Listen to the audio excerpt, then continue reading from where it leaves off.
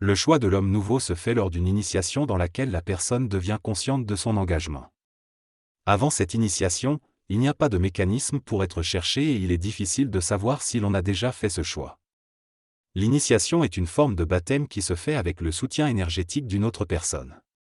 Elle permet d'éliminer les aspects négatifs de notre être et de devenir plus translucide, prêt à être une mécanique transportable. 7. L'initiation est orchestrée par l'intelligence et peut être réalisée par des personnes ayant déjà été initiées. Il est important de souligner que l'initiation ne sera pas forcément volontaire pour l'ego, mais elle sera consciente grâce à l'intelligence.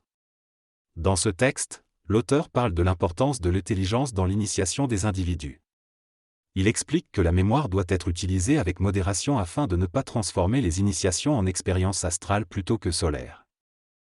Elle cite l'exemple d'une personne qui a rasé la moitié de sa tête sur une intuition et qui a ensuite excusé son geste en expliquant son choix. L'auteur souligne la subtilité de l'initiation et met en garde contre l'attachement aux opinions des autres. Il mentionne également un homme célèbre qui a rasé sa barbe et ses cheveux pour expérimenter quelque chose de nouveau. Finalement, il conclut en soulignant l'importance de rester fidèle à soi-même dans tout ce que l'on fait. Il s'agit d'une discussion où Michel exprime le sentiment d'une âme noire et parle de l'abandon nécessaire de certaines choses pour évoluer spirituellement. L'interlocuteur souligne qu'il est plus facile d'abandonner des possessions matérielles que des aspects de sa personnalité. Il aborde ensuite le sujet de l'apparence physique et de la manière dont on se préoccupe du regard des autres. Il souligne qu'il faut cesser de dépendre du regard des autres pour déterminer qui l'on est vraiment. Il explique qu'au cours de la période de transition, il ne faut pas faire des choix basés sur l'ego, mais plutôt rester authentique et transparent. Enfin, il illustre ses propos par des exemples concrets de prise de décision. Le texte évoque la nécessité pour l'être humain de se désinhiber afin de développer sa conscience à d'autres niveaux. Il souligne que l'inhibition est une étape nécessaire dans la progression spirituelle de l'homme, mais que celle-ci doit être dépassée pour permettre à la conscience de croître davantage.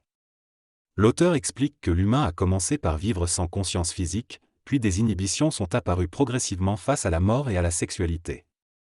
Ces inhibitions ont conduit à l'évolution vers le plan spirituel, où de nouvelles valeurs ont émergé. Finalement, l'individu doit se libérer de ces inhibitions spirituelles pour que sa conscience continue de croître. L'humain évolue à travers différents plans physiques, mentaux et spirituels. Au départ, il est inhibé physiquement, mais à mesure qu'il évolue, il devient plus conscient de son corps. Ensuite, il devient inhibé spirituellement et développe son plan mental, ce qui le rend moins enclin à croire aux dogmes religieux.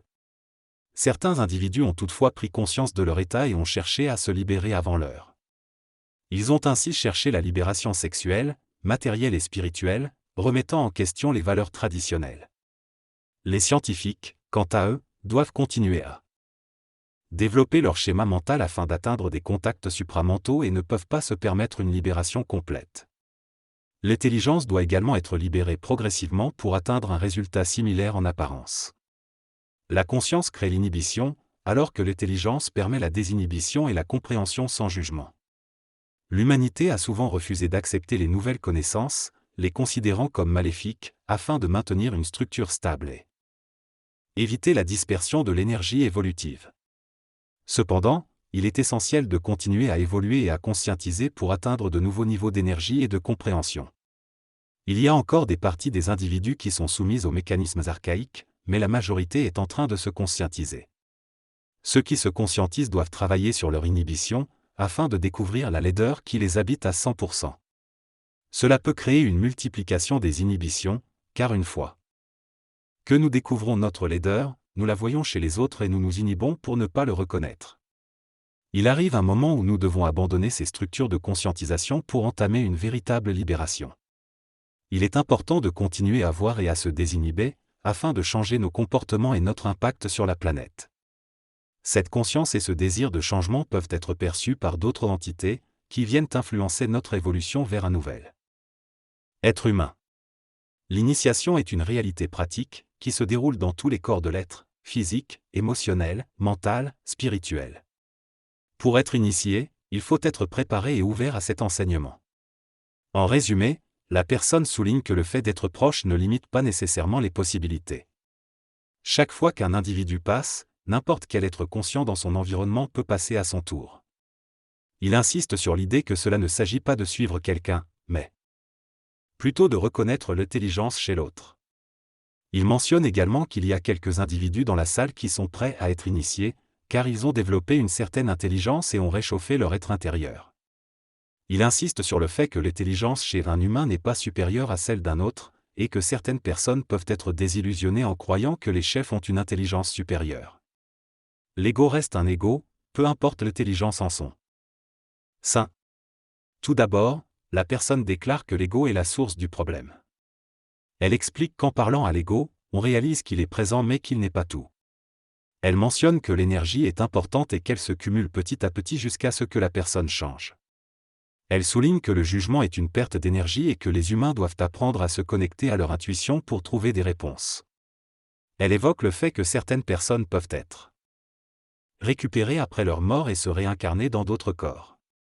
Elle explique également que certains individus sont en train de changer et de faire confiance, mais que certains ont encore besoin de s'appuyer sur les autres. En conclusion, elle souligne l'importance du respect mutuel et de l'ouverture aux autres pour que chacun puisse évoluer. Dans ce texte, l'auteur exprime l'idée qu'il ne faut pas se rapprocher trop des autres, des compagnies ou du groupe des chefs, car cela peut mener à devenir un disciple ou un esclave. Il mentionne également qu'il faut être attentif aux choses utiles et exprimer son intelligence pour être considéré comme beau et intelligent. L'auteur donne l'exemple d'une personne qui chasse avec des personnes conscientes et qui remarque une fenêtre ouverte, ce qui provoque des réprimandes et du chialage. Il explique que certaines personnes, notamment celles de l'élite ou du groupe des chefs, considèrent que suivre ses idées est une question de vie ou de mort. L'auteur parle ensuite de la nécessité de muer et de s'adapter pour devenir une grenouille, en abandonnant les conneries. Il évoque également le fait que les gens perdent de l'énergie à défendre leur image et que cela n'a rien à voir avec la retenue de leur onde de forme. L'auteur mentionne enfin comment il utilise les ondes de forme des autres pour les nourrir énergétiquement en leur demandant de chanter dans son salon. Il explique que cela peut sembler niaiseux, mais que c'est une mécanique similaire à demander à un acupuncteur de venir le soigner. Le texte souligne l'énergie nécessaire pour changer et évoluer, en comparant cela aux mécanismes de guerre qui demandent beaucoup d'énergie. L'auteur mentionne qu'il est important de puiser dans une énergie supérieure pour effectuer les changements nécessaires dans notre vie. Il parle également de la notion de désinhibition, de se libérer des contraintes et d'exprimer pleinement notre intelligence. Il explique que cela peut nourrir nos différents corps et contribuer à notre santé physique, mentale et émotionnelle. Il souligne que le stress humain est principalement dû à la difficulté à puiser dans cette énergie et à s'ajuster aux attentes de la société. L'auteur aborde également la question de l'évolution, en soulignant que la distance n'est pas importante, mais plutôt la vitesse avec laquelle on progresse. Il suggère qu'il est possible de voyager à grande vitesse, mais que nous avons souvent trop de freins à appliquer. Il encourage à se débarrasser de ces freins et à avancer malgré nos limitations. Il mentionne également que l'initiation est un processus qui ne peut pas être acheté, mais qui nécessite un investissement personnel. Enfin, il parle des différentes étapes de l'initiation solaire, qui dure normalement 2 ans et qui est divisée en plusieurs phases. L'initiation des rayons commence par une première étape de désinhibition où l'individu doit exprimer ce qu'il a de beau en lui. 7. Initiation se fait en groupe car les individus ont besoin du miroir des autres pour surmonter leur sentiment de laideur. Une fois cette étape réalisée, les individus sont plus purs et ont plus d'intelligence et de contrôle sur eux-mêmes. La deuxième initiation consiste à reconnaître et rejeter tout ce qui nous freine dans notre évolution. Pour cela, les individus doivent se confronter à leurs plus grandes peurs et jugements conditionnels. Cette étape se fait idéalement dans un endroit où l'énergie du territoire reflète parfaitement notre laideur. En surmontant ces peurs, l'individu transforme son paysage intérieur et rejette ce qui était laid chez lui. Il existe d'autres rayons d'initiation tels que la descente aux enfers où l'intelligence plonge dans la mémoire astrale pour restructurer son schéma de vie. Il y a également la possibilité de transfert de corps, qui est une mécanique de l'initiation solaire. Ces initiations permettent à l'individu de sauver son humanité et de ramener avec lui toutes les énergies nécessaires pour sa vie. L'individu ne souffre pas autant que dans le passé, car la descente aux enfers a déjà été faite. Ce qui n'a pas encore été fait, c'est la désinhibition et l'élimination de la peur. Pendant l'initiation, on peut apprendre à reconnaître et à exprimer ses peurs, mais on ne peut pas les contrôler. À un certain moment, l'intelligence prendra le contrôle de ce qui crée la peur. La désinhibition permet une ouverture totale vers un nouveau monde. Il faut éliminer tout ce qui nous attache à l'ego et aux choses anti-hommes. Les initiations suivantes sont plus faciles une fois cette étape franchie. Une personne ne devrait pas se décourager en pensant qu'elle ne pourra pas y arriver. Si elle ne le fait pas, c'est qu'elle n'est pas prête. Les visites mentionnées plus tôt sont en réalité une rencontre avec nos descendants et permettent de visiter d'autres mondes. Cela nécessite d'être bien préparé à travers le processus d'égoïsation et de se libérer de la peur. Les personnes présentes sont prêtes et loin à la fois, ce qui peut être frustrant énergétiquement. Les initiations peuvent également venir de nos descendants et ceux-ci doivent se réincarner et faire de la place pour eux. Le terme laisser passer signifie fusionner avec quelqu'un d'autre, ce qui implique un changement complet de génétique et devenir autre. Ce processus de fusion nécessite que l'individu abandonne sa propre identité génétique et devienne totalement différent. Cependant, il y a peu d'adultes dans ce monde. Ainsi, l'individu qui recevra cette réincarnation devra laisser passer les choses.